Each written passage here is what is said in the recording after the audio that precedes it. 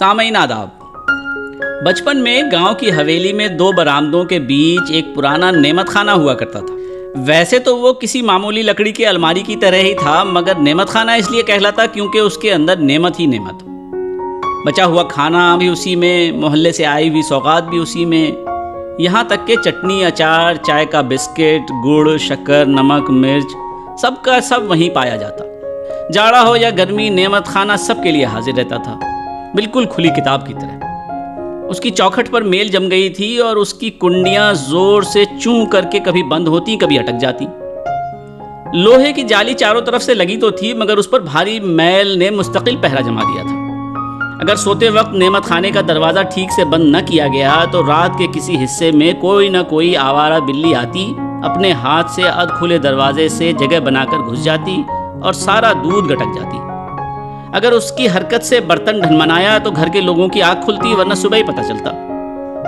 باقی چیزوں سے اسے کوئی سروکار نہ تھا، یہاں تک کہ ہانڈی کا سالن بھی جوں کا توں رہ جاتا، بس دودھ کی بڑی دشمن تھی۔ نعمت خانے میں مٹھائی رکھو تو برسات کے دنوں میں بڑی مصیبت، چوٹی اتنی کہ پھونکنے اور جھاڑنے سے بھی نہ جائے، یا تو دھوپ میں رکھ کر پکانا پڑے، نہیں تو دادی اماں چونٹیوں کے ہی حوالے کر دیں، لو بچوں نے تو کھایا نہیں، اب تم ہی کھا لو۔ جس طرح نعمت خانے کے دروازے آپس میں میل نہ کھاتے، اسی طرح اس کے اندر کے رکھی ہوئی چیزوں میں بھی بڑا گڑبڑ ہوتا۔ کبھی سرکے کی بوتل روٹی پر گر جاتی، کبھی سرسوں کا تیل آم کی قتلی پر۔ گویا جس طرح قدرت نے نعمت کا کوئی نظام یا ترتیب نہیں رکھا، اسی طرح نعمت خانے میں بھی کوئی نظام یا ترتیب نہ تھا۔ پھر ایک بار گھر میں ایک نیا نوکر آیا، نام تھا اشفاق۔ بڑا حاضر جواب اور محنتی، کسی کام سے انکار نہ کرے، مگر اب بڑا ہاتھ لپک، مطلب کھانے پینے کی جو چیز ہاتھ لگے فوراً منہ میں ڈال لے۔ کبھی کھیر غائب، کبھی مرغی کی ٹانگ، اور کام اتنی صفائی سے کرے کہ پتہ ہی نہ چلے۔ گھر کے لوگوں کو پہلے شک ہوا، پھر یقین، اس کے علاوہ اور کون کر سکتا ہے بھلا؟ کسی نے تنبیہ کرنی چاہی تو دادی اماں نے اڑنگا لگا دیا، کہنے لگی بنا دیکھے کوئی الزام نہیں لگائے گا، جس کی چیز جاتی ہے اس کا ایمان بھی۔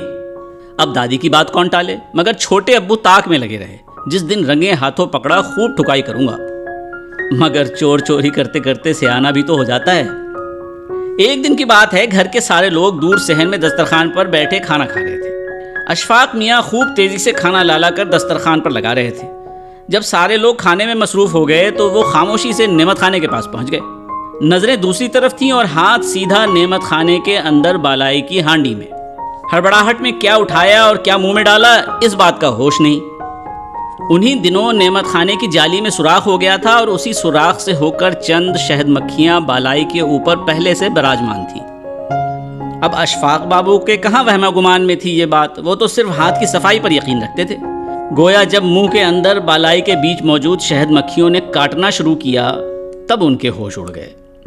ہڑبڑاہٹ میں ہانڈی کو ہاتھ لگا سو وہ گر کر چکنا چور ہو گئی اور خود تھوکتے تھوکتے آنگن میں پہنچے۔ چھوٹے ابو کو سارا ماجرا فوراً سمجھ میں آ گیا۔ باقی لوگ بھی ارد گرد جمع ہو گئے، مگر کسی نے اسے ہاتھ بھی نہ لگایا، ضرورت بھی نہیں تھی، اسے اپنے کیے کی سزا مل چکی تھی۔ شہد مکھیوں نے اس کے گالوں کے اندر ٹھیک ٹھاک ڈس لیا تھا اور اشفاق میاں 2 دن بخار میں پڑے رہے۔ اس حادثے کے بعد وہ بلا وجہ بالکل نعمت خانے کی طرف نہ جاتے، اور جاتے بھی تو صرف اس چیز پر نگاہ رکھتے جس کی ضرورت ہوتی تھی۔ اب حویلیوں میں نعمت خانے کی جگہ کم ہی رہ گئی ہے، اور کھانے کی اشیاء ایکسپائری ڈیٹ کے حساب سے فریج میں رکھی جاتی ہے۔ اوپر سے نہ ہوگی ملائی، نہ ہوں گے اشفاق میاں جیسے نوکر۔ ہانڈی میں ملائی ہوتی تھی، ڈبوں میں بتاشے ہوتے تھے، اب خالی نعمت خانوں پر بچوں نے مچلنا چھوڑ دیا۔ اجازت دیجیے، پھر ملاقات ہوگی ایک اور کہانی کے ساتھ۔ خدا حافظ۔